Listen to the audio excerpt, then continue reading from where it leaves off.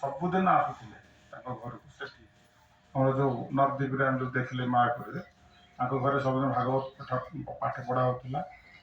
ସବୁ ସାଧୁସନ୍ତମାନେ ଆସି ସେଇଠି ସବୁ ରହୁଥିଲେ, ତାଙ୍କର ଖାଇବା ବ୍ୟବସ୍ଥା କରୁଥିଲେ। ବିଶ୍ୱରୂପ ବି ତାଙ୍କ ଘରକୁ ବି ଆସୁଥିଲେ। ତାପରେ ତ ବିଶ୍ୱରୂପ ସନ୍ନ୍ୟାସ ହେଇକି ପଳେଇଲେ। ତାପରେ ମହାପ୍ରଭୁ ବେଳେବେଳେ ଯେତେବେଳେ ବିଶ୍ୱରୂପ କଥା ଶୁଣିବାରେ ମଜି ଯାଆନ୍ତି, ମହାପ୍ରଭୁ ସତୀମାତାଙ୍କୁ ପଠାନ୍ତି, ତୁମେ ଯାଅ ତମ ଭାଇକି ଡାକିକି ଆଣିବ। ମହାପ୍ରଭୁ ଆସନ୍ତି, ଅଦ୍ୱୈତ ଜଣ ଦେଖି ବହୁତ ଖୁସି ହେଇଯାଆନ୍ତି। କାରଣ ଦୀର୍ଘ ଦିନ ସେ ଗଙ୍ଗା ଆଉ ଜଳ ଆଉ ତୁଳସୀରେ ଶାଳଗ୍ରାମକୁ ସ୍ନାନ କରିକି ଏବଂ ତୁଳସୀରେ ଅଭିଷେକ କରିକି ଆହ୍ୱାନ କରୁଥିଲେ। କାରଣ ସେ କହୁଥିଲେ କି ପ୍ରଭୁ ଆପଣ ଯଦି ନ ଆସିବେ ଏ ଜଗତର ଲୋକମାନଙ୍କୁ ପରିବର୍ତ୍ତନ ଆମେ କରିପାରିବୁ ନାହିଁ। କାରଣ ସେ ସ୍ୱୟଂ ଭଗବାନ ଶ୍ରୀଚୈତନ୍ୟ ମହାପ୍ରଭୁଙ୍କୁ ଏଭଳି ଭାବରେ ଯେତେବେଳେ ଆହ୍ୱାନ କଲେ, ମହାପ୍ରଭୁ ତାଙ୍କରି କଥାରେ ସିଏ ପ୍ରକଟ ହେଲେ। ତେଣୁ ଅଦ୍ୱୈତ ଆଚାର୍ଯ୍ୟଙ୍କର ପ୍ରାର୍ଥନାରେ ମହାପ୍ରଭୁ ଏଇଟା ଆବିର୍ଭାବ ହୋଇଥିଲେ, ଆସି ହରିନାମ ସଂକୀର୍ତ୍ତନକୁ ପ୍ରଚଳନ କରିଥିଲେ।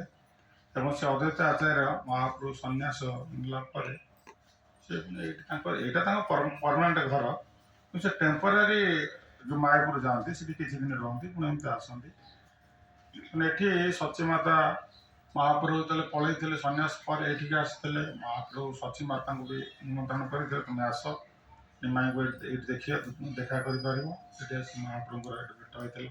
ତ ଛୋଟିଆ ମନ୍ଦିର ଅଛି, ସେଠି ଭିତରେ ଦେଖିପାରିବ। ଅଦ୍ୱୈତ ଆଚାର୍ଯ୍ୟ ହେଉଛନ୍ତି ଆମର ମାଧବେନ୍ଦ୍ର ପୁରୀ ପାଦଙ୍କର ଶିଷ୍ୟ। ତେଣୁ ସେମାନେ ନିତ୍ୟାନନ୍ଦ ପ୍ରଭୁ, ଅଦ୍ୱୈତ ଆଚାର୍ଯ୍ୟ ପ୍ରଭୁ ଏବଂ ଭଗବାନ ଶ୍ରୀ ଚୈତନ୍ୟ ମହାପ୍ରଭୁ। ପୁଣି ଏ କଳିଯୁଗରେ ଆମେ ଶ୍ରୀମଦ୍ ଭାଗବତ ଦେଖିବା, ସେଥିରେ ଲେଖାଯାଇଛି କୃଷ୍ଣ ବର୍ଣ୍ଣ ପୈସା କୃଷ୍ଣ ସାଙ୍ଗ ପାଙ୍ଗସ୍ଥ ପାର୍ଷଦ ଯଜ୍ଞ ସଂକୀର୍ତ୍ତନ ପ୍ରାୟ ଯଜନ୍ତି ସୁମେଧସ। ଏ ଶ୍ଲୋକରେ କୁହାଯାଉ ଯେଉଁମାନେ ଏ ସଂସାରରେ ସବୁଠାରୁ ପଣ୍ଡିତ ଲୋକ, ସୁମେଧସ, ମେଧସ ସୁମେଧସ, ସେମାନେ କ'ଣ କରିବେ ନା କଳିଯୁଗରେ ସେମାନେ ହରିନାମ ସଂକୀର୍ତ୍ତନକୁ ଜୀବନର ମୁଖ୍ୟ ବୋଲି ଭାବିକି ତାହା ଗ୍ରହଣ କରିବେ। ତେଣୁ ସେଥିପାଇଁ ଭଗବାନ କୃଷ୍ଣ ବର୍ଣ୍ଣ, ସେ ଯଦିଓ ଭଗବାନ ହରି କୃଷ୍ଣ ବର୍ଣ୍ଣ, କିନ୍ତୁ କଳିଯୁଗରେ ସେ ଗୌର ବର୍ଣ୍ଣ ରୂପକୁ ଧାରଣ କରିକି ଆସିଲେ। ନିଜର ସ୍ୱବର୍ଣ୍ଣଟାକୁ ନିଜ ଅନ୍ତରରେ ଲୁକାୟିତ କରି ଗୌର ବର୍ଣ୍ଣ ମାନେ ରାଧାରାଣୀଙ୍କର ଅଙ୍ଗକାନ୍ତିକୁ ଧାରଣ କରି କଳିଯୁଗରେ ପ୍ରକଟ ହେଲେ। ସେଥିପାଇଁ ସେ ହେଲେ ମହାବଦାନ୍ୟ।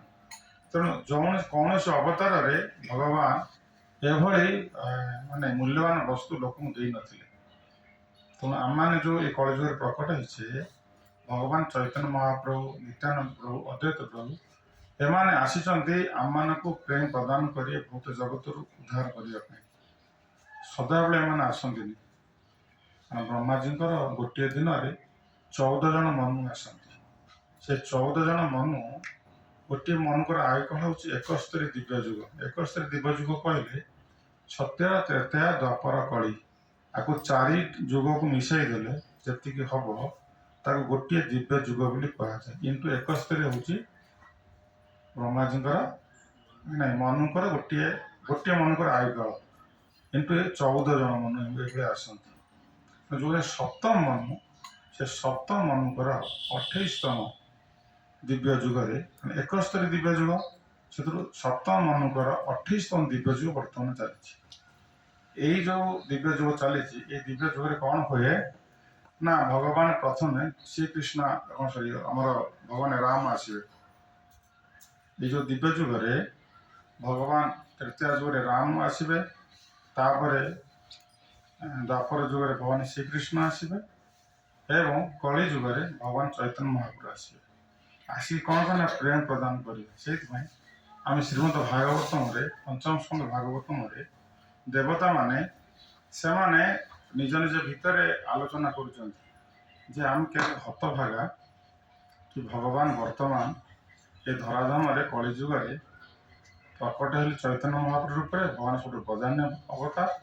ଆଉ କୃଷ୍ଣ ପ୍ରେମ ଏ ନାମ ସଂକୀର୍ତ୍ତନ ମାଧ୍ୟମରେ ଜୀବକୁ ପ୍ରଦାନ କରୁଛନ୍ତି। କିନ୍ତୁ ଆମେ ଏ ତୁଚ୍ଛ ବିଷୟ ସୁଖ ଉପଭୋଗ କରିବା ପାଇଁ ଅକ୍ଳାନ୍ତ ପରିଶ୍ରମ କରି ସ୍ୱର୍ଗକୁ ଆସିଛୁ। କିନ୍ତୁ ଆମ ସମୟ ତ ପୁରୁନି। ସମୟ ପୁରିଲେ ସିନା ଆମେ ଆସିବୁ। ତେଣୁ ତାଙ୍କର ଯେଉଁ ସମୟ ଯେତିକି ଅଛି ସେମାନେ ଏନ୍ଜୟ କରୁଛନ୍ତି। କିନ୍ତୁ ଯେତେବେଳେ ଏଠୁ ହରିନାମ ସଂକୀର୍ତ୍ତନକୁ ଗ୍ରହଣ କରି ଯେଉଁମାନେ ଭଗବତ ଧାମ ଯାଉଛନ୍ତି, ସେମାନେ ତାଙ୍କୁ ଦେଖିକି ଏତେ ଦୁଃଖ ପ୍ରକାଶ କରୁଛନ୍ତି। ଦୁଃଖ ପ୍ରକାଶ କରି ସେ ଗୋଟେ ଶ୍ଳୋକ ଭଗବତ ଗୀତାରେ କ'ଣ ଭାଗବତ କହିଛନ୍ତି। ତେଣୁ ଆମମାନେ ଏଇ ଯୋଉ ଯୁଗରେ ଯୋଉ ଅବତାର ଗ୍ରହଣ କରିଛନ୍ତି, ଆମେ ଯୋଉ ଜନ୍ମ ହେଇଛେ, ଆମମାନଙ୍କର ସେଇଥିପାଇଁ ପ୍ରଥମ କର୍ତ୍ତବ୍ୟ ହେଉଛି ଏ ଭଗବାନଙ୍କର ପବିତ୍ର ନାମକୁ ଗ୍ରହଣ କରିକି ଭଗବତ ଧାମକୁ ଫେରିଯିବା ପାଇଁ। ପ୍ରହ୍ଲାଦ ମହାରାଜ କହିଲେ ସବୁ କାମ ପଛରେ ପକେଇବ, କିନ୍ତୁ ଏ ନାମକୁ କେବେ ହେଲେ ପଛରେ ପକେଇବ। ହରିନାମ କରି ଆମକୁ ସୁବର୍ଣ୍ଣ ସୁଯୋଗ ମିଳିଛି, ଆକୁ ସେଇଥିପାଇଁ କୁହାଯାଉଛି ଧନ୍ୟ କଳି। ଧନ୍ୟ କଳି, କଳି ତ ପୁଣି ଧନ୍ୟ କଳି କ'ଣ? ଯେହେତୁ ଚୈତନ୍ୟ ମହାପ୍ରଭୁ ଆସିଥିଲେ, ତାଙ୍କର ପ୍ରିୟ ଭକ୍ତ ଅଦ୍ୱୈତ ତାଙ୍କର ପାର୍ଷଦ ଅଦ୍ୱୈତାଚାର୍ଯ୍ୟ ଗଦାଧର ପଣ୍ଡିତ ଜଣକୁ ଆସିଥିଲେ ଆମମାନଙ୍କୁ ନେଇଯିବା ପାଇଁକି। ସେଥିପାଇଁ ଆମମାନଙ୍କର ପ୍ରଥମ କର୍ତ୍ତବ୍ୟ ହେଉଛି ଆମେ ସେ ଯେଉଁ ରସିଟା ପକେଇଛନ୍ତି ସେ ରସିଟାକୁ ଆମକୁ ଧରିବାକୁ ପଡ଼ିବ। ତାଙ୍କ ରସି କିଏ ନା, ତାଙ୍କ ରସି ହେଉଛନ୍ତି ଏ ଗୁରୁ ପରମ୍ପରା। ଏ ଗୁରୁ ପରମ୍ପରା ଆଚାର୍ଯ୍ୟମାନେ ଯେଉଁ ଆସୁଛନ୍ତି, ଆମର ପ୍ରଥମ କର୍ତ୍ତବ୍ୟ ହେଉଛି ସେଇ ଆଚାର୍ଯ୍ୟଙ୍କର ପାଦ ଆଶ୍ରୟ କରିକି ହରିନାମ ସଂକୀର୍ତ୍ତନ କରି ଆମେ ସମସ୍ତେ ଭଗବତ ଧାମକୁ ଫେରିଯିବା। କାରଣ ମାନବ ଜନ୍ମର ଉଦ୍ଦେଶ୍ୟ ହେଉଛି ଭଗବତ ଧାମକୁ ଫେରିଯିବା। ମାନବ ଜନ୍ମର ଉଦ୍ଦେଶ୍ୟ ନୁହଁ ସଫ୍ଟୱେୟାର ଇଞ୍ଜିନିୟର ହେବା, ବୁଝିପାରିଲା ତ? ଏଇଟା ମାନବ ଜନ୍ମର ଉଦ୍ଦେଶ୍ୟ ନୁହଁ। ଏଇଟା ଆମେ ଜଷ୍ଟ ରୁଟି ଖାଇବା ପାଇଁ କି କିଏ ଟ୍ରଲି ଚଲାଉଛି ତ କିଏ ଇଞ୍ଜିନିୟର ହେଇଛି, ବୁଝିପାରୁଛ? ତାହେଲେ ଏହାର ଉଦ୍ଦେଶ୍ୟ ନୁହଁ ଭଗବତ ଧାମକୁ ଫେରିଯିବା। ଭଗବତ ଧାମକୁ ଫେରିଯିବାର ଉଦ୍ଦେଶ୍ୟ କେମିତି ଯିବା? ରାସ୍ତାଟା ହେଉଛି ସଦ୍ଗୁରୁଙ୍କ ପାଦ ଆଶ୍ରୟ କରି ହରିଭଜନ କରି ଯିବା। ସେଇଥିପାଇଁ ପ୍ରଭୁପାଦ ମହାରାଜ ଲେଖୁଛନ୍ତି ଭୋଗ କରିବା ହେଉଛି ଲିମିଟେଡ୍। ସମସ୍ତଙ୍କର ଲିମିଟେସନ୍ ଅଛି। ଆମେ ଅନଲିମିଟେଡ୍ ଆମେ ଏନ୍ଜୟ କରିପାରିବାନି, କିନ୍ତୁ ଆମେ ଯେଉଁ ସମୟଟା ଆମର ରହୁଛି ଆମେ ତାକୁ ଭଗବାନଙ୍କୁ ପାଇବା ଦିଗରେ ତାକୁ ଇନଭେଷ୍ଟ କରିବା ଦରକାର। ତ ସେଇଥିପାଇଁ ଯେଉଁମାନେ ବୁଦ୍ଧିମାନ ବ୍ୟକ୍ତି ସେମାନେ ଯଜନ୍ତି ହିଁ ସୁମେଧସ, ଯେଉଁମାନେ ସବୁଠାରୁ ପଣ୍ଡିତ ଲୋକ, ସେମାନେ କ'ଣ କରିବେ ନା, ସେମାନେ ଏଇ ହରିନାମ ସଂକୀର୍ତ୍ତନକୁ ଜୀବନ ମାନଦଣ୍ଡ ବୋଲି ଭାବି ତାଙ୍କର ଫେରିଯିବେ। ସେଇଥିପାଇଁ ଆମେ ଯେଉଁ ଜାଗାରେ ଆଜି ଏଠି ବସିଛେ, ଅଦ୍ୱୈତ ଆଚାର୍ଯ୍ୟଙ୍କୁ ଆମେ ସମସ୍ତେ ଏଠି ପ୍ରାର୍ଥନା କରିବା ଯେ ଅଦ୍ୱୈତ ଆଚାର୍ଯ୍ୟ ଯଦି କୃପା କରିବେ ଆମକୁ ଗୌର ନିତାଇ ପ୍ରାପ୍ତ ହେବେ। ସେଇଥିପାଇଁ କି ଯେତେବେଳେ ଭଗବାନ ଚୈତନ୍ୟ ମହାପ୍ରଭୁ ପ୍ରକଟ ହେଇଥିଲେ, ଅଦ୍ୱୈତ ଆଚାର୍ଯ୍ୟଙ୍କର ଅଚଳାଚଳ ସମ୍ପତ୍ତି ଥିଲା। ତାଙ୍କର ପତ୍ନୀ ସୀତା ଦେବୀ ବହୁତ ପ୍ରକାରର ସବୁ ଦ୍ରବ୍ୟ ନେଇକି ଯାଇଥିଲେ ଭଗବାନ ଚୈତନ୍ୟ ମହାପ୍ରଭୁଙ୍କୁ ଅଫରିଂ କରିବା ପାଇଁ। ତାଙ୍କ ଜନ୍ମଦିନରେ କେତେ ମାନେ କୋଟି କୋଟି ଟଙ୍କା ଦାନ କରିଛନ୍ତି। ବ୍ରାହ୍ମଣଙ୍କୁ ଖାଇବା, ଏସବୁ ମାନେ ଗରିବଙ୍କୁ ଦାନ କରିବା, ଏସବୁ କାର୍ଯ୍ୟରେ ସେ ତାଙ୍କ ଧନଟାକୁ ୟୁଟିଲାଇଜ୍ କରିଥିଲେ। ତେଣୁ ଏଇ ଅଦ୍ୱୈତ ଆଚାର୍ଯ୍ୟଙ୍କର ଗୋଟେ ଘର, ଆମେ ଏଇ ଜାଗାରେ ସମସ୍ତେ ବସିଛେ, କିଛି ସମୟ କୀର୍ତ୍ତନ କଲେ ଦର୍ଶନ କରିବା। ବହୁତ ପବିତ୍ର ସ୍ଥାନ ଏଇ ସ୍ଥାନ। ଏ ସ୍ଥାନକୁ ଆମେ ବର୍ଷକୁ ଥରେ ଅଦ୍ୱୈତ ସପ୍ତମୀରେ ଆମର ଭକ୍ତମାନେ ସବୁ ମାୟାପୁର ଆସନ୍ତି, ଏ ଭଜନ କୀର୍ତ୍ତନ କ୍ଲାସ୍ କରିବେ। ଏଠି ସବୁ ଖେଚୁଡ଼ି ପ୍ରସାଦ ଲକ୍ଷ ଲକ୍ଷ ଲୋକଙ୍କୁ ସିନା ଆସନ୍ତି। ବେଙ୍ଗଲରେ ସମସ୍ତେ ଜାଣିଛନ୍ତି ଏ ଉତ୍ସବ ଏଠି ହୁଏ ବୋଲି। ଲକ୍ଷ ଲକ୍ଷ ଲୋକ ଆସି ସେଇପଟେ ତାଙ୍କର ସବୁ ରୋଷ ଘର ଅଛି, ପିଲାଙ୍କୁ ଦେଖାଉଥିଲି ସେ ରୋଷ ଘରରେ କେତେ କେତେ କଡ଼େଇ ସବୁ ମାୟାପୁର ଆସେ। ଆମେ ଏଇଠି ଯେଉଁ ବସିଛୁ ସେଠି ମାନେ 10 ଫୁଟିଆ କଡ଼େଇ ସବୁ, ମାନେ ଏତେ ଏତେ ବଡ଼ କଡ଼େଇରେ ରୋଷେଇ ହେବ। କେବଳ ଖେଚେଡ଼ି ହୁଏ, ଆଉ ତ କିଛି କରିହେବନି ଏତେ ଲୋକଙ୍କ ପାଇଁ। ଖେଚେଡ଼ି করে ସବୁ ବିତରଣ କରାଯାଏ। ତେଣୁ ଆମର ମନ୍ଦିରର ସବୁ ବରିଷ୍ଠ ଭକ୍ତମାନେ ସବୁ ଆସନ୍ତି, ରୋଷେଇ ଆସେ, ଏଠୁ ସବୁ ବିତରଣ କରେ। କାରଣ ଏସବୁ କାର୍ଯ୍ୟ କଲେ ଆମେ ଭଗବାନ ଚୈତନ୍ୟ ମହାପ୍ରଭୁଙ୍କୁ ଆମେ ପ୍ରାପ୍ତ ହେଇପାରିବା। ସେଥିପାଇଁ ଆମେ ଯେଉଁ ରାସ୍ତାରେ ଗଲେ ଏଇଟା ଅଦ୍ୱୈତ ଆଚାର୍ଯ୍ୟଙ୍କର ବାଡ଼ି, ଆମେ ସେ ସମସ୍ତେ ଆସିଲେ। ତେଣୁ ଆମେ ପ୍ରତିବର୍ଷ ଆମେ ଏ ଜାଗାକୁ ଆସିବା ଦରକାର। ବରାମ ମହାପ୍ରଭୁଙ୍କର ଲୀଳାସ୍ଥଳୀ, ଅଦ୍ୱୈତ ଆଚାର୍ଯ୍ୟଙ୍କ ଲୀଳାସ୍ଥଳୀ, ଆଉ ଆମେ ଛାଡ଼ିଦେଲେ ଏକଚକ୍ରା। କାରଣ ଆମେ ପାଖରେ ସମୟ ନଥିଲା ଯିବା ପାଇଁ, ଟିକେ ଦୂର ଅଛି ନିତ୍ୟାନନ୍ଦ ପ୍ରଭୁଙ୍କର ବାଡ଼ି। ଏସବୁ ସ୍ଥାନ ଆମେ ବୁଲିବା ପାଇଁକି ଭଗବାନ ଶ୍ରୀକୃଷ୍ଣ ଯେତେବେଳେ ଉଦ୍ଧବଙ୍କୁ ଏକାଦଶ ସ୍କନ୍ଧ ଭାଗବତମ କହୁଛନ୍ତି, ସେତେବେଳେ ସେ ଭାଗବତମରେ କହିଲେ କି ସବୁ ବର୍ଣ୍ଣ ସବୁ ଆଶ୍ରମ କଥା କହିଲେ, ତାଙ୍କର ଧନ୍ଦା ସବୁ କହିଲେ, ଏବଂ ଶେଷରେ କହିଲେ ଯେ ସବୁ ବର୍ଣ୍ଣ ସବୁ ଆଶ୍ରମ ମାନଙ୍କ ପାଇଁ ହେଉଛି ଏଇସବୁ କାର୍ଯ୍ୟ ମୁଁ ଯେଉଁ କହୁଛି ଏଇଟା କମ୍ପଲସରି।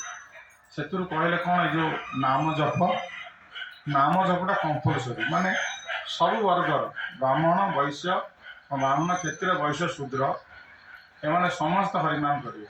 ଖାଲି ଯେ ଆମେ ଯିଏ ଇସ୍କନ ବେଲା ଖାଲି ଜପ କରେ ତାହା ନାହିଁ। ଲୋକଙ୍କୁ ଜପ କରିବା ଯେଉଁ ଲାଜ ଲାଗୁଛି, ହେ ଜପ କରିବା ଲାଜ ଲାଗୁଛି ଲୋକ କହୁଛନ୍ତି ନା। କୃଷ୍ଣ କହୁଛନ୍ତି ସମସ୍ତଙ୍କ ପାଇଁ କମ୍ପଲସରି, ସବୁ ବର୍ଗର ଲୋକମାନଙ୍କ ପାଇଁ। ଆଉ କ'ଣ, ତୀର୍ଥ ଭ୍ରମଣ କରିବା। ଯେଉଁ ତୀର୍ଥ ଭଗବାନ ପ୍ରକଟ ହେଇଛନ୍ତି କଳିଯୁଗରେ, ଆମର ନଦୀ ଧାମ ସବୁଠୁ ଶ୍ରେଷ୍ଠ ଧାମ। କାରଣ ଭଗବାନ ଏଠି ପ୍ରେମ ବିତରଣ କରିବାକୁ ଆସିଛନ୍ତି। ଆମେ ଯଦି ଦେଖିଲେ ପାର୍ବତୀ ଦେବୀ ଆସି ଏଠି ଭଗବାନ ତପସ୍ୟା କରୁଛନ୍ତି। ବ୍ରହ୍ମାଜୀ ଆସିଛନ୍ତି, ଇନ୍ଦ୍ର ଆସିଛନ୍ତି। ଆମେ ଯେଉଁ ସୂର୍ଯ୍ୟକୁଣ୍ଡ ଯାଇଥିଲ ସେଠି ଇନ୍ଦ୍ର ଆସିଥିଲେ। ତେଣୁ ସମସ୍ତେ ଏଇ ଜାଗାକୁ ଆସିଛନ୍ତି। ଏପରିକି ଜଗାଇ ମାଧେଇ ମଧ୍ୟ ଯିଏକି ଆମ ଯାହାଙ୍କର କଥା ଆମେ ପଢ଼ୁଥିଲେ ଜୟ ବିଜୟ, ସେ 3 ଜନ୍ମରେ ଉଦ୍ଧାର ହେଇଯିବା କଥା, କାରଣ ସେ ଅଭିଶାପ ପାଇଥିଲେ। କିନ୍ତୁ ଭଗବାନ ଚୈତନ୍ୟ ମହାପ୍ରଭୁ ଆସିବେ ବୋଲି ଯେତେବେଳେ ଶୁଣିଲେ ସେମାନେ ଆମେ ତାଙ୍କ ସେବା ତାଙ୍କର ଲୀଳାରେ ଅଂଶଗ୍ରହଣ କରିବୁ। କାରଣ ଆମେ ଭଗବାନ ସହିତ ବୈରୀ ଭାବରେ ଆମେ ଶରୀର ଛାଡ଼ିଛୁ। କାରଣ ବୈରୀ ଭାବରେ ଯେଉଁମାନେ ଶରୀର ଛାଡ଼ନ୍ତି ସେମାନେ ସବୁ ବିଭିନ୍ନ ପ୍ରକାର ମୁକ୍ତି ପାଆନ୍ତି, କିନ୍ତୁ ଆମେ ଭଗବାନଙ୍କର ସେବକ।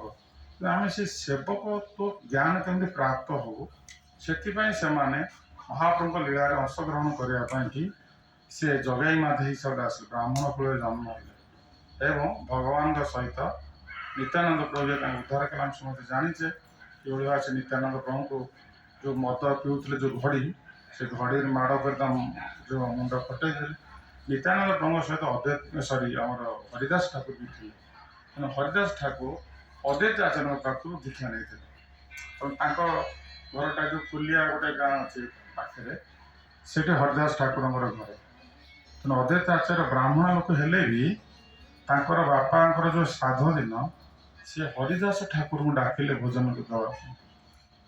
ଯଦିଓ ସେ ସମୟରେ ବ୍ରାହ୍ମଣ ମାନଙ୍କର ଲିଡର ବି ଥିଲେ ଅଦ୍ୱୈତ ଆଚାର୍ଯ୍ୟ। ତାଙ୍କୁ ଯେତେବେଳେ ପଚରାଗଲା ତୁମେ ହରିଦାସ ଠାକୁରଙ୍କୁ କାହିଁ ଡାକିଲ, କାରଣ ସେ ଜଗନ କୂଳରେ ଜନ୍ମ ହେଇଛନ୍ତି। ମାନେ ଆମର ଅଦ୍ୱୈତ ଆଚାର୍ଯ୍ୟ କହିଲେ ଯେ ହରିଦାସ ଠାକୁର ବାସ୍ତବିକ ତାଙ୍କର ଯେଉଁ ସ୍ଥିତି, ତେଣୁ ବ୍ରାହ୍ମଣ ମାନଙ୍କର ସେ ହେଲେ ବନ୍ଦ୍ୟ। ସବୁ ବ୍ରାହ୍ମଣ ଲୋକମାନେ ତାଙ୍କୁ ବନ୍ଦନା କରିବା ଦରକାର, କାରଣ ସେ ହେଲେ ନାମାଚାର୍ଯ୍ୟ। ସେ କୂଳରେ ଜନ୍ମ ହେଇଛନ୍ତି ଆମର ଜଗନ କୂଳରେ, କିନ୍ତୁ ଜଗନର ଗୁଣ ତାଙ୍କ ପାଖରେ ନଥିଲା। ତେଣୁ ଏଇଭଳି ଭାବରେ ସେ ଆଚାର୍ଯ୍ୟ ହେଇକି ଏଇସବୁ କଥା ଗୁଡ଼ିକ, ସିଦ୍ଧାନ୍ତ କଥା ଗୁଡ଼ିକ ଗୋଟେ ପ୍ରକଟ କଲେ। ବ୍ରାହ୍ମଣ ହେଲେ ମଧ୍ୟ ଯଦି ତା ପାଖରେ ଯଦି ହରିନାମ ସଂକୀର୍ତ୍ତନ ନ କରୁଛି, ତାଙ୍କ ପାଖରେ କୌଣସି ସଦ୍ଗୁଣ ନାହିଁ ବୋଲି ବୁଝିବାକୁ ପଡ଼ିବ। ଏଥିପାଇଁ କି ଅଦ୍ୱୈତ ଆଚାର୍ଯ୍ୟ ଏହି ସିଦ୍ଧାନ୍ତଟାକୁ ଆମକୁ ଗୋଟେ ପ୍ରତିଷ୍ଠା କଲେ। ତେଣୁ ଆମମାନଙ୍କର କର୍ତ୍ତବ୍ୟ ହେଉଛି ଆମମାନେ ସମସ୍ତେ ଦୁର୍ଲଭ ମାନବ ଜନ୍ମ ଯେ ପାଇଛେ, ଆମକୁ ଯାହାକୁ ସୁଯୋଗ ମିଳୁଛି ସେ ସୁଯୋଗକୁ ହାତ ଛଡ଼ା କରିବା ଉଚିତ ନୁହେଁ। ପ୍ରତ୍ୟେକ ବ୍ୟକ୍ତି ପ୍ରତ୍ୟେକ ଦିନ କିଛି ନାମ ଜପ କରିବା ଦରକାର ଏବଂ ଭାଗବତ ଅଧ୍ୟୟନ କରିବା ଦରକାର। କାରଣ ଭଗବାନ କେତେ କୃପା କରିକି ଆମ ପାଖକୁ ଏ 2ଟି ଜିନିଷ ଆଣିଛନ୍ତି, ଭାଗବତ ଆଉ ହରିନାମ ସଂକୀର୍ତ୍ତନ। ଆମେ ଚେଷ୍ଟା କରିବା ସମସ୍ତେ ଜୀବନରେ, କାରଣ ଏଇଟା ହେଉଛି କମ୍ପଲସରି ଫର ଅଲ୍। ଭଗବାନ ଉଦ୍ଧବଙ୍କୁ କହିଦେଲେ ଏଇଟା କମ୍ପଲସରି, ନାମ ଜପ କମ୍ପଲସରି। ଏଇଟା ଏମିତି ନାହିଁ ଯେ ଇଏ କରିବ ସେ କରିବ, ସେମିତି ନାହିଁ। ଯେମିତି ଏକାଦଶୀ ବ୍ରତଟା କମ୍ପଲସରି, 8ରୁ 80 ସମସ୍ତେ କରିବେ ଏକାଦଶୀ, ଠିକ୍ ସେଭଳି ଭାବରେ ହରିନାମ ସଂକୀର୍ତ୍ତନ ସମସ୍ତେ କରିବେ। ଭଗବାନ ଉଦ୍ଧବଙ୍କୁ ଏ କଥା କହିଦେଲେ। ଆଉ ତୀର୍ଥ ଭ୍ରମଣ, ଯେ ଆମେ ଭଗବାନଙ୍କ ପାଦ ଦେଇଛନ୍ତି, ଏ ପାଦଟା ଆମେ କ'ଣ ହରି କ୍ଷେତ୍ରକୁ ଭ୍ରମଣ କରିବା ଦରକାର। ଭକ୍ତଙ୍କ ମେଳାରେ ଆମେ ପ୍ରତିବର୍ଷ ଏମିତି ଆସିବା, ଏଠି ଯେତେବେଳେ ଆମେ ପ୍ରାର୍ଥନା କରିକି ଯିବା, ପ୍ରଭୁ ଆମକୁ କୃପା କରନ୍ତୁ। ପ୍ରତିବର୍ଷ କେମିତି ଆମେ ଆସିବୁ, ଏ ନଦିଆ ନଦୀ ଉଦ୍ଧାମ ଏବଂ ମହାପ୍ରଭୁଙ୍କୁ ଆମେ ଦର୍ଶନ କରିବୁ, ଗଙ୍ଗାରେ ସ୍ନାନ କରିବୁ।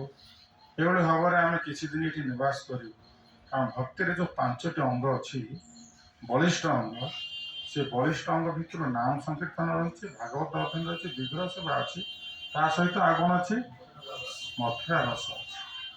ଆମମାନେ ଯେଉଁ ଆସିଲେ ସମସ୍ତେ ମଙ୍ଗଳ ଆଳତୀ ଦର୍ଶନ ସମସ୍ତେ କରିଛନ୍ତି ନା, କି କରିନି? ହାତ ଦେଖିବ କିଏ କରିନି ମଙ୍ଗଳ ଆଳତୀ? 100% ପ୍ରେଜେଣ୍ଟ ନା? ଠିକ୍ ଅଛି, ବହୁତ ସମସ୍ତେ ଗଙ୍ଗାରେ ସ୍ନାନ କରିଛନ୍ତି ନା? କିଏ ସ୍ନାନ କରିନାହାନ୍ତି? ତୁମେ କରିନ? ଦେହ ଖରାପ ହେଲେ କ'ଣ? ଗଙ୍ଗାରେ ସ୍ନାନ କଲେ ଦେହ ଖରାପ କ'ଣ ଅଛି? ଗଙ୍ଗାରେ ସ୍ନାନ କଲେ ଦେହ ଭଲ ହେଇଥାନ୍ତା। ଗଙ୍ଗା ସ୍ନାନ କରିବ ନା, ଏଇ ସୁଯୋଗ କେବେ ପାଇବ ନା। କୋଟି ଜନ୍ମର କଳମସ ଗଙ୍ଗା ସ୍ନାନରେ ନଷ୍ଟ ହୁଏ। ତାପରେ ମନଟା ଲାଗିବ ହରିଭଜନ। ହରିଭଜନ କରିବେ, ଡାଇରେକ୍ଟ ଜଣେ ହରିଭଜନ କରିପାରିବ ନା। ସେଥିପାଇଁ ସବୁ ରହିଛି, ଏଇ କାର୍ଯ୍ୟ ଗୁଡ଼ିକ ସବୁ କଲେ ହରିଭଜନଟା ସୁରୁଖୁରୁରେ ଆମେ ଆଗକୁ ବଢ଼େଇ ପାରିବୁ। ଆଉ କେବେ ହେଲେ ମିସ୍ କରିବନି। ଆଉ ଯେବେ ଆସିବ, ଯେଉଁଠି ଚାକିରି କଲେ ମଧ୍ୟ ଯେବେ ଆମର ଟୁର୍ ହେବ, ତୁମେ ଆସିବ ଛୁଟି ନେଇ। ଛୁଟି ନେଲେ ତମର କିଛି ଅସୁବିଧା ହବନି? ହବ କିଛି ଅସୁବିଧା ହବ? କିଛି ହବନି। ଜଗବନ୍ଧୁ ସାର୍ ତ ପୁଣି ପଳେଇ ଆସିଲେ ଆମ ସହିତ। ହେଇପାରିବ, ମନଟା ରହେ, କାରଣ ଆମେ ଯଦି ଗୁରୁତ୍ୱ ଦେବା ଆମେ ଆସିପାରିବା। ସେଥିପାଇଁ ଆମେ ସମସ୍ତେ ଏଇ ଯେଉଁ 5ଟା କାର୍ଯ୍ୟ ରହୁଛି ଭକ୍ତିର 5ଟି ବଳିଷ୍ଠ ଅଙ୍ଗ, ମଥୁରା ଭାଷଟା ସବୁଠାରୁ ବଳିଷ୍ଠ ଅଙ୍ଗ। ଭକ୍ତ ସଂଘ, ଆମେ ଯେ ଜଣ ଏଠି ଆସିଲେ ଆମେ ଭକ୍ତ, ଆମର କ୍ୟାମ୍ପସରେ ଆମେ ରହିଲେ ଆମେ ସମସ୍ତେ ମଙ୍ଗଳ ଆଳତି କଲେ, ଦେଖନ୍ତୁ ହଜାର ହଜାର ଲୋକ ମଙ୍ଗଳ ଆଳତିରେ ନାଇଁ, ରାଧା ମାଧବଙ୍କୁ ଦର୍ଶନ କଲେ, ପଞ୍ଚଦେବଙ୍କୁ ଦର୍ଶନ କଲେ, ନୃସିଂହଦେବଙ୍କୁ ଦର୍ଶନ କଲେ, ତା ସହିତ ଆମେ ବସି ହରିନାମ ଜପ ବିଶ୍ରୀ କଲେ। ତେଣୁ ଏସବୁ କାର୍ଯ୍ୟ ଯଦି ଆମେ କରିବା, ଇଏ ଯାହା ଆମେ କରିଗଲେ ଜୀବନର କୌଣସି ପରିସ୍ଥିତିଟା ନଷ୍ଟ ହୁଏ ନା। ସେଥିପାଇଁ ଆମକୁ ଚାଣକ୍ୟ ପଣ୍ଡିତ କହିଲେ ଯେ ଏଇ ଶରୀର ହେଉଛି ଅନିତ୍ୟ, ଏ ଶରୀରରେ ଉପାର୍ଜନ କରୁଥିବା ଧନ ମଧ୍ୟ ଅନିତ୍ୟ। ତ ଶରୀର ଅନିତ୍ୟ, ଧନ ବି ଅନିତ୍ୟ। ନିତ୍ୟ କ'ଣ? ନିତ୍ୟ ହେଉଛି ଧର୍ମ ସଂଗ୍ରହ କରିବା। ଧର୍ମ ହେଉଛି ନିତ୍ୟ, ସେଟା କୌଣସି ପରିସ୍ଥିତିରେ ଜୀବନରେ ନଷ୍ଟ ହୁଏ ନା। ତେଣୁ ଆମେ ଆଜି ଯେଉଁ ଆସିଲେ ଧାମକୁ, କିଛି ଦିନ ଯେଉଁ ରହିଲେ, ଏଠି ଜପ କଲେ, ଏଠି ଆମେ ଗଙ୍ଗାରେ ସ୍ନାନ କଲେ, ଟିକେ ତୀର୍ଥ ଭ୍ରମଣ କଲେ, ରାତ୍ରି ନିବାସ କଲେ, ଇଏ ଭକ୍ତିରେ ଆମକୁ ଏତେ ସାହାଯ୍ୟ କରିବ, ଆମେ ଗଲା ପରେ ଆମେ ଏଇଟା ଅନୁଭବ କରିପାରିବା। ଏ ଜୀବନରେ କୌଣସି ଦିନ ଏଇଟା କୌଣସି ପରିସ୍ଥିତିରେ ନଷ୍ଟ ହେବନି, ଏଇଟା ସ୍ଥାୟୀ ହେଇକି ରହିଗଲା। ତେଣୁ ଚାଣକ୍ୟ ପଣ୍ଡିତ ଗଲେ ଯେଉଁ ଗୋଟେ ନଷ୍ଟ ହବ ନା, ସେଇ ବସ୍ତୁକୁ ସଂଗ୍ରହ କରିବା ଏ ମାନବ ଜୀବନର ଉଦ୍ଦେଶ୍ୟ। ତେଣୁ ଆମେ ଧର୍ମ ସଂଗ୍ରହ କରିବା ପାଇଁକି ସମସ୍ତେ ପ୍ରୟାସ କରିବା ଦରକାର। କେଉଁ ଧର୍ମ ନା ଏଇ ଭାଗବତ ଧର୍ମ।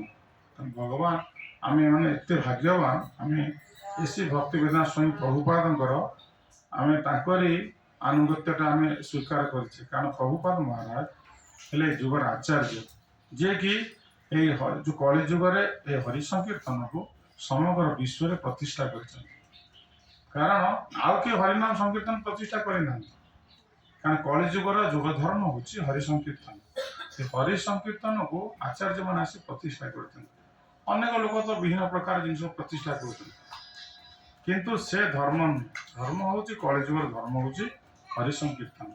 ତେଣୁ ଏଇଟା ଚୈତନ୍ୟ ମହାପ୍ରଭୁଙ୍କ ଇଚ୍ଛା ଥିଲା, ପୃଥିବୀ ଯଦି ଅଛି ଯଦି ନଗର ଦିଗ୍ରାମ ସର୍ବତ ପ୍ରଚାର ହଇବେ ମୋର ନାମ, ସେ ନିର୍ଦ୍ଦେଶ ଦେଇଥିଲେ। ତାଙ୍କରି ସେ ନିର୍ଦ୍ଦେଶକୁ ପ୍ରଭୁପାଦ ମହାରାଜ ଆଜି କ'ଣ କରିଛନ୍ତି? ସାକାର ରୂପ କରି ଦେଇଛନ୍ତି। ଆମେ ସେଇ ସଂସ୍ଥାର ସମସ୍ତେ, ତେଣୁ ଆମେ ସମସ୍ତେ ପ୍ରଚେଷ୍ଟା କରିବା ଜୀବନରେ କୌଣସି ପରିସ୍ଥିତିରେ ଭଗବାନଙ୍କ ନାମକୁ ଛାଡ଼ିବା ନାହିଁ। ତ ସଙ୍ଗେ ସଙ୍ଗେ ଭାଗବତକୁ ପ୍ରତ୍ୟେକ ଦିନ ଯେତେ ସମସ୍ୟା ହେଲେ ମଧ୍ୟ, ଆଜିକାଲି ଯେଉଁ ନେଟ୍ରେ ବି ଆସିଯାଉଛି, ସମସ୍ତେ ଘରେ ବସି ଭାଗବତ ଗୋଟେ ଶ୍ଲୋକ ମିନିମମ୍ ପଢ଼ିବା କଥା। କାରଣ ନଷ୍ଟ ପ୍ରାୟ ଅବଧେଶ ନିତ୍ୟ ଭାଗବତ ସେବା। ଅଦ୍ୱୈତାଚାର୍ଯ୍ୟ ତାଙ୍କ ଘରେ ସବୁଦିନ ଭାଗବତ ପଢ଼ୁଥିଲେ। ଦେଖନ୍ତୁ ପ୍ରତ୍ୟେକ ଦିନ କେମିତି ଭାଗବତ ଧର୍ମକୁ କେମିତି ପ୍ରତିଷ୍ଠା କରୁଛନ୍ତି। ଆଉ ହରିନାମ ସଂକୀର୍ତ୍ତନ ତାଙ୍କ ଘରେ କୀର୍ତ୍ତନ ହୁଏ, ଆଉ ଭାଗବତ ପଢ଼ାଯିବ, ପ୍ରସାଦ ବିତରଣ କରାଯିବ। କାରଣ ଅନ୍ୟ ଲୋକମାନେ ବେଙ୍ଗଲରେ ସବୁ କାଳୀ ପୂଜାରେ ସମସ୍ତେ ବହୁତ ବଡ଼ ବଡ଼ ଉତ୍ସବ କରିବେ, କିନ୍ତୁ ଜନ୍ମାଷ୍ଟମୀ ଉତ୍ସବ କେହି କରନ୍ତିନି। କିନ୍ତୁ ସବୁ କାର୍ଯ୍ୟ ଅଦ୍ୱୈତ ଆଚାର୍ଯ୍ୟଙ୍କ ବାଡ଼ିରେ ହୁଏ। ଆଜି ଆମେ ତାଙ୍କରି ଘରେ ଏଠି ବସିଛେ, ସେ ସ୍ୱୟଂ ମହାବିଷ୍ଣୁ, ସେ ଆସିଥିଲେ ଆମମାନଙ୍କୁ କୃପା କରିବା ପାଇଁ, ଗୌର ନିତ୍ୟାନନ୍ଦଙ୍କୁ ଦେବା ପାଇଁ ସେ ଆସିଥିଲେ। ଘୋର ତପସ୍ୟା କରିଛନ୍ତି। ସେ ଗୌର ନିତ୍ୟାନନ୍ଦଙ୍କୁ ଆଣିବା ପାଇଁ କି ଜଗତକୁ ସେ ଘୋର ତପସ୍ୟା କରିଛନ୍ତି। ଏମିତି ନାହିଁ ଯେ କଥାରେ ପଳେଇ ଆସିଲେ, ଘୋର ତପସ୍ୟା କରିଛନ୍ତି। ସେ ଡାକିଲେ, ମହାପ୍ରଭୁ ସେଥିପାଇଁ କହିଲେ, ହେ ନାଡ଼ା ତୁ ଡାକିବାରୁ ମୁଁ ଆସିଲି। କାରଣ ମାନେ ନାରାୟଣ ସେ ଯେଉଁ ଜଳରେ ଶୟନ କରୁଥିବାରୁ ତାଙ୍କ ନାଁ ହେଉଛି ନାରାୟଣ। ଯେଉଁ ନାରାୟଣ ଶବ୍ଦ ଯେଉଁ ସେ ଜଳରେ ଶୟନ କରିଥିବାରୁ ତାଙ୍କ ନାଁ ନାରାୟଣ। ତେଣୁ ସେ ଜଳରେ ଶୟନ କରିକି ଥିବାରୁ ତାଙ୍କ ନାଁ ଆମେ ନାରାୟଣ ବୋଲିକି ମହାପ୍ରଭୁ କହୁଛନ୍ତି। ତେଣୁ ସେ ନିଜେ ସ୍ୱୟଂ ଭଗବାନ। ସେ ଆସିଥିଲେ ଜଗତକୁ କେବଳ ଆମମାନଙ୍କର ଦୁଃଖ ଦେଖିକି ସେ ସହ୍ୟ କରିପାରିଲେ। ଆମମାନଙ୍କର ଦୁଃଖ ଆମେ ଜାଣିନା ଆମେ ଦୁଃଖରେ ଅଛେ। ଆମେ ଯେ ଖାଇଲେ ପିଇଲେ ଆମେ ବସିଲେ ଆମେ ବହୁତ ଖୁସିରେ ଅଛେ, ଆଉ ଦୁଃଖ କ'ଣ? କିନ୍ତୁ ସିଏ ଦେଖୁଛନ୍ତି ଯେ ଏମାନେ ସବୁବେଳେ ଦୁଃଖୀ, କାରଣ ଏମାନେ ଚୈତନ୍ୟ ମହାପ୍ରଭୁ ଆସିଛନ୍ତି, ପ୍ରେମ ବିତରଣ କରୁଛନ୍ତି। ଏମାନେ ସେ ପ୍ରେମ ପ୍ରାପ୍ତି ପ୍ରେମକୁ କେହି ଜାଣିନାହାନ୍ତି, ଗ୍ରହଣ କରିବାକୁ କାହାର ଇଚ୍ଛା ନାହିଁ। ତେଣୁ ଏ ଭଗବାନଙ୍କର ଏଇ ଯେଉଁ ପ୍ରେମଟା ଏ ନାମରେ ନିହିତ ହୋଇକି ଅଛି। ଯିଏ ହରିନାମ କରିବ ସେ ପ୍ରେମ ପାଇବାକୁ ଯୋଗ୍ୟ ହେଇଯିବ। ସେଥିପାଇଁ ଆମେ ସମସ୍ତେ ଭଗବାନଙ୍କୁ ଏଠି ପ୍ରାର୍ଥନା କରି ଯିବା। ପୁଣି ସେ କୃପା କଲେ ପୁଣି ଆମେ ଆର ବର୍ଷ ଆଉଥରେ ସମସ୍ତେ ମିଶିକି ଆସିବା।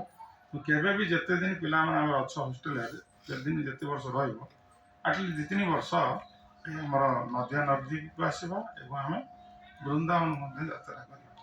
ଏଇ ଯେଉଁ ଯାତ୍ରା ଛୁଟି ଦିନ ମାନଙ୍କରେ ସବୁ ଦେଖିକି ଆଶିଷ ପ୍ରଭୁ ରେଡ଼ି କରି ଆମେ ଯିବା। କାରଣ ସିଏ ବି ପବିତ୍ର ଧାମ ଇଏ ବି ଧାମ। କାରଣ ଆମେ ଏଠୁ ଗଲା ପରେ ଷ୍ଟୁଡେଣ୍ଟ ଲାଇଫ୍ ପରେ ଆଉ ଗୃହସ୍ଥ ଜୀବନ ହେଲେ ଜଞ୍ଜାଳରେ ପଶିଯିବ, ଆଉ ଯାଇପାରିବ ନ ଯାଇପାରିବ।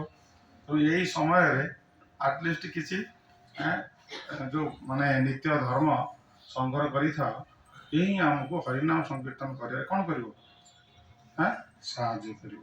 हरे कृष्ण। जय श्री प्रभुपाद महाराज की जय। जय श्री गुरु महाराज की जय। अद्वैत आचार्य प्रभु की जय। और नित्यानंद प्रभु की जय। अद्यानवद्वीप धाम की जय। शांतिपुर धाम की जय। निताय गौर पमानंदे। हरे कृष्ण।